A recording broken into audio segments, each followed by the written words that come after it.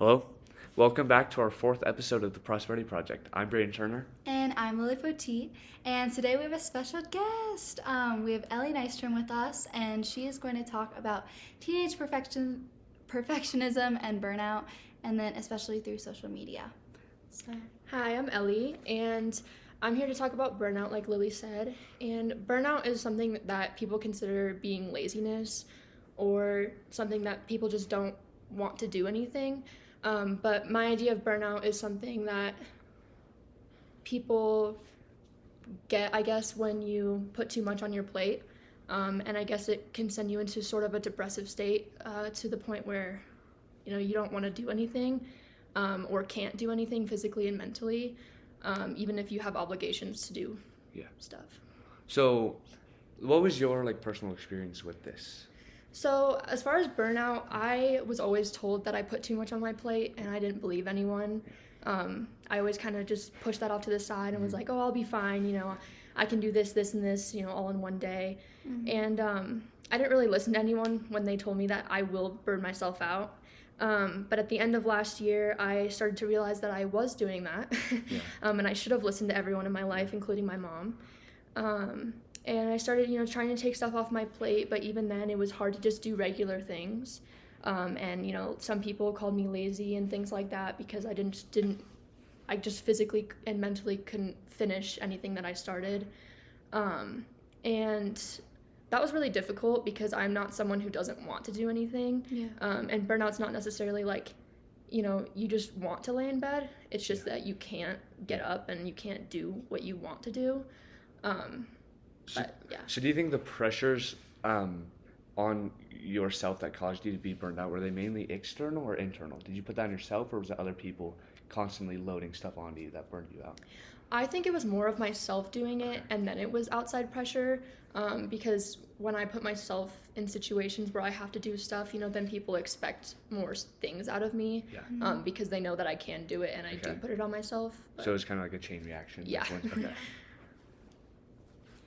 And what were the temporary and permanent effects of this occurrence of burnout in your life? So as far as temporary, as I said, it was just hard to do day-to-day things.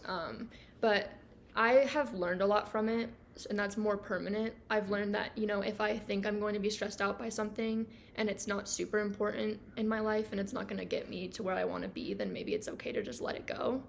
And it's also okay to tell people, I need help and I can't do this or that today because, I need a break or whatnot. So is that your best way of trying to fix this problem, was just kind of realizing there was stuff you can control and stuff you can't, organizing it like that, and then from there? Yeah, I think organizing it really helped me because I am a very organized, very straightforward person, kind of just dropping things that I didn't think was necessarily super important in my life, or not just important, but wasn't what I want to do. And also as far as other ways to cope with it, I also went on walks and stuff like that, just tried to do stuff that I normally don't do, go to new places and things like that, just to change stuff up. Sorry, go ahead. No, you go. Okay. So what were some things that you saw happening to other people that were kind of in the similar scope, related to burnout and perfectionism? Well, so I saw this happen with a few of my friends, as well as my boyfriend, and just a ton of people in high school. I think everyone's experienced a little bit of this, for sure. At least at some point in their life, especially in freshman and sophomore year, going to junior year and everything. But what I realized is that a lot of people get called lazy for it, and that was my biggest pet peeve, is because it's not really laziness. Yeah. And not only that, a lot of people tend to push people away in their lives when they're doing this, when they're having burnout. And that's really difficult for, people's friends and things like that while they're going through this. But my biggest thing was just try to be there for them, or not when they want you to just leave them alone. Okay. But yeah. So the best thing, if you know someone that's experiencing burnout, should you just listen to them no matter what, or should you be there for them even when they want to try and push you away, or? I'd say ask them, do you want me to just listen, or do you want solutions? Because everyone has a mind of their own. Some people want to just not do anything, not talk about it. Some people want you to listen, or some people want actual solutions from you or ideas. But Exactly. just ask what they want from you. Did you, we kind of touched on this earlier, but I want to go back. Did you feel any like negative permanent effects from just being burnt out, or was it more of just um, temporary, or did it reoccur? Like, does it not ever go away, or do you still experience it? Kind of, I don't know. On that idea. It's definitely gotten better because I have figured out ways to cope with it. But it's always still there because we are high school students, we are teenagers, and that's just normal. But as far as like permanent effects of it, I think sometimes a little bit of embarrassment of telling people I can't do something, or as far as like just not showing up for things that I feel like I should be showing up for and things like that. That is also like a permanent thing. I feel like it's kind of lasted with me just a little bit. Were your friends and were like the individuals around you supportive as you would like them to be, or were they kind of? Yeah, for the most part, yeah. I mean, there were some times where comments were made where it was like, you should be doing this, you need to go out and do this and whatever. But most of the time, yeah, like I have really supportive friends, really supportive relationships and family around me, so I was pretty well off. So one of the things I want to talk about is like identifying being burnt out almost, or like identifying like early signs, and like is there any strategies you can help people with to be like, oh, like I feel like I'm gonna be burnt out, and like try to avoid it in the future, if that makes sense? Yeah, definitely try not to procrastinate, because that will burn you out, especially if you're waiting for the last minute to do things instead of doing it piece by piece. Also, going day by things like will help you, I guess, not get burnt out if you realize that you're maybe feeling a little bit too stressed and you're kind of drifting away from things that you normally like, or people that you like and people that you're normally around, you're not around as much. That can be early signs of burnout, or just exhaustion, like being really tired or just mentally exhausted. But I'd say, just do things that you like, not necessarily a bunch of stuff that you have to do, and I guess spread it out as much as you can so that you're not doing it all at once. We've kind of noticed a trend that burnout can be a result of people trying to perfect their lives or just add more onto their plate, especially we can see it through social media.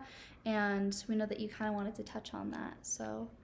Yeah, a little bit about the whole social media thing. As far as that goes, I think that perfectionism kind of bases itself off of social media a lot in our generation. I mean, there is also other sides of perfectionism, but I've noticed it a lot with, just appearance and also just achievements and things like that, because people tend to only post about when they're doing good and achievements and things that they have, and that leads to people believing that, they should be doing all these things. Also, like a false sense of reality. Yeah, exactly. Yeah. And same with like influencers and things like that who are 10, 15 years older than us, who are, making a bunch of money and doing all this stuff, and we want to be like them. Exactly. Even though, we're 16, 17, 18 in high school, and we can't really do much to, look like them and act like them and things like that. Yeah. Do you think with this idea of like perfectionism, it's mainly like your lifestyle or your appearance, or is it like mainly, from what you've seen, like mainly with one gender or another? Because I feel like I can come to a conclusion based on this, but I kind of want to hear your perspective. So I feel like a lot of the times, I mean, it's both genders. I feel like more with looks, though, it's definitely towards teenage girls especially, because, teenage girls tend to post more stuff about their looks and their appearance than guys do, because guys tend to post sports and other things like that. But, it goes both ways. I'm not saying, one person struggles more than the other, but I always think that, definitely teenage girls struggle a lot with image, whether that's about, how they act and how they represent themselves, or just how they look and how they appear to everyone on social media. My sister, I've brought this up on a couple episodes before this, but my sister struggled with this a lot in high school with her eating disorder, and like that stemmed from, her appearance.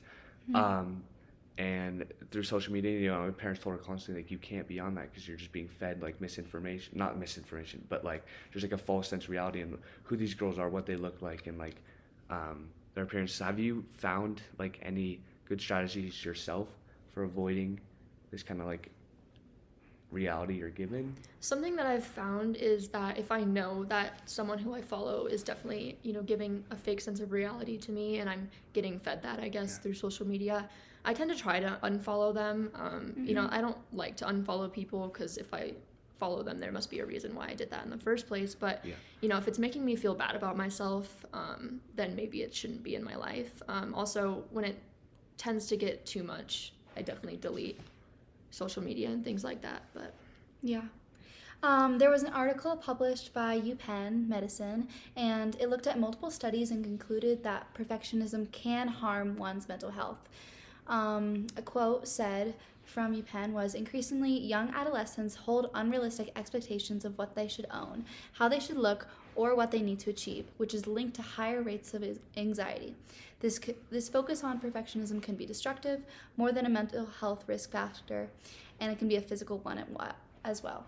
So do you think, I would definitely agree with this statement in this study, but have you experienced anxiety through this perfectionism on social media or stuff like that? Yeah, I definitely have, especially because social media can be so fake sometimes. I've had people who I've talked to for years on social media, and I feel very comfortable with them because it's through a screen, but I'll see them in person and not even say hi. And I think that's, anxiety-induced, like stuff that I get from social media, and just being on social media a lot and feeling like, I have to be perfect. And then when I don't feel perfect in person, I won't talk to someone. Which is just so weird. I don't think that adults really understand that either. The fact that you could be, basically best friends with someone on Snapchat or Instagram, but not even talk in person. But yeah.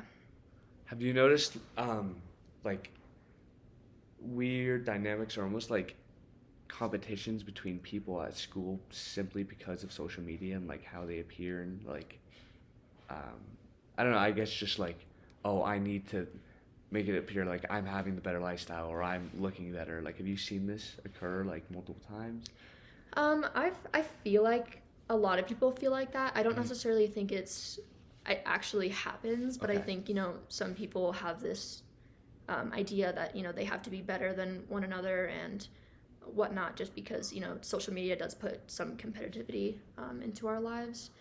But, for the most part, I feel like recently, especially this year, social media has become a little bit more real and a little bit more totally normalized to say you're not doing okay, which is awesome. But, there's always still negative parts of Instagram and Snapchat and TikTok and things like that. I felt like middle school was definitely the time period where at least I saw it more, like the competition, just because I think we were also so little. So we had this oblivion, like, oh, we should look up to these older influencers and like look up to their lifestyle, and we should eventually like have that as the goal. But I think now that we're in high school, we're a little bit more mature, and we can identify that, oh, like these people might be faking it for all we know, and they might have actual tough things going on in their life that they might not share. Yeah. With them. I think I totally agree with you. Like middle school, I didn't even have Instagram, so like a lot of like my reality is like, oh, I need to know a lot of these like influencers, or just like, like this like stigma of like, oh, this is how I'm living, like you want to be like me, you just got to do this. Like it's totally fake. And so like even just like this past like year or two, like in high school when I started getting Instagram, and I looked at these, I was like what is going on? Like it's like I'm sure it's better than like a couple years ago, but still I noticed it. It's like these people like constantly, like every 1 or 2 days, they just upload like fake stuff nonstop, and it's like, and I think that's the other thing. It's like it's nonstop, like like every day or every 2 days or even like multiple times a day. It's like they just post more fake content, and these people just like feed into it, and it's crazy. And I think that was a good thing for me in middle school, is to just try and stay away from that. And like thankfully high school, like I have good friends, and I realize like what these people are doing is just like wacko. And the image they're trying to put out is crazy. But no, it's crazy. I just still see it now. And it's crazy. Yeah, no, I definitely agree with Lily. It definitely did happen more in middle school, I felt like, especially because, we didn't really have that maturity to where we could decide what's fake and what's real. And not only that, we just got Instagram and whatnot. And so, especially because we were so young, we were influenced by older people, and that, made us want to do things that older people do, I guess, if that makes any sense, or older people look like, and that just created like a false sense of reality. So I kind of want to change the direction of this conversation just a little bit, and more to the sphere of Monument, in our town and even our district, and just how competitive it is, especially within the sphere of academics, and athletics. Everyone is so competitive, and I think it's driving everyone to be some sort of perfect athlete or perfect student, and these people are getting burned out at like 15, 16, and it's crazy. I totally agree on that. And, sometimes it's academics, sometimes it's athletics, and sometimes it's both, as well as, work and everything that we put on our plates. Well, I feel like in Monument specifically, because I've lived in other places, for example, I lived in Chicago, which is definitely not as competitive as it is here. People tend to accept, the feeling of, not being perfect and just doing what you can in other places. I feel like, especially in our district and just in this area in general, it tends to be, people don't realize, you don't have to have perfection in every single area of your life. You can not fall behind, but, just as long as you're trying your best at the moment, it's enough. And I think, Braden said earlier that some teachers, they even realize that, they just don't say it out loud. And I think, some ways that we could implement, not feeling like you need to be perfect is maybe adults telling us, it's okay that you feel like this. It's okay that you didn't turn this in on time. It's not going to affect your grade that much. Grades are just a number or a letter, and things like that, as well as, the competitiveness within sports, that's gotten to a lot of people, and I've seen that quite frequently, especially recently. So I think there's like a stigma behind students that they're almost scared to reach out because they're scared of what will happen. 100%. Oh, it's gonna backlash, I'm gonna get punished, or my grade's gonna go down. And I think the best thing you can do is just reach out and let them know how you're feeling, whether it's your teacher, your coach. And I think 99% of the time they'll be like, okay, we totally understand, and they know. I mean, they've lived, all our teachers have lived here for a very long time. They've had many students before us, and they know that it's not easy. And I think as long as you talk to them, then they can make accommodations for you, Yeah, exactly. And building up the courage is just super important, because the teachers are there for a reason. They're not only to teach us and provide us with academic information to intake, but also to be a resource to us. I mean, I know that, Braden, you've talked about Miss Reeve Lobaugh being an excellent resource, just within your life and just within the stresses of school, and kind of figuring out that, because she helped us put the Prosperity Project on and make it a resource for you guys. So so two teachers that I've had, people as resources. I mean, he left, but Mr. Wells was someone who was always there for me. Definitely, he would set up Google Meets if you said that you were not doing okay during COVID, and have a whole conversation with you, sit down, take time out of his day. And also Miss Boone, she tends to just make people feel very welcomed and normal, not as if we're, just have to sit down and feel like we're not real people, I guess. Exactly. And I love that about her classroom and just her, I guess, vibe of, the way she teaches and everything. But along with what Braden said and what Lily said, teachers aren't only there to just educate you on math or science or whatever. Teachers are also there to shape the generations coming forward. And, shaping can mean, teaching you about math or science, like I said, or, shaping can also be having self-advocacy, and exactly. Protecting yourself, and also reaching out to help yourself and everything like that, because that will help you in the future as well as now. I think the biggest thing is just getting past that that wall you have in front of you. I can't reach out to anyone.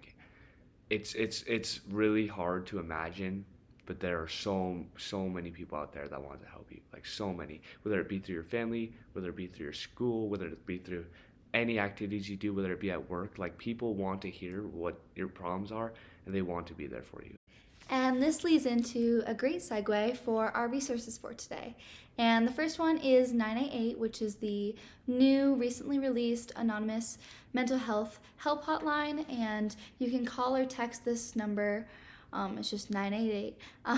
If you're dealing with any mental health reason, they can be uber specific. Some examples are just Black mental health, attempt survivors, and youth mental health, and the LGBTQ plus community. Just call or text that number. Another resource that I want to mention is the womenshealth.gov/mental health. This is for women, but also for other people if you want to use it as well. One of the areas that they cover on this website is body image and mental health, which relates back to what we talked about today.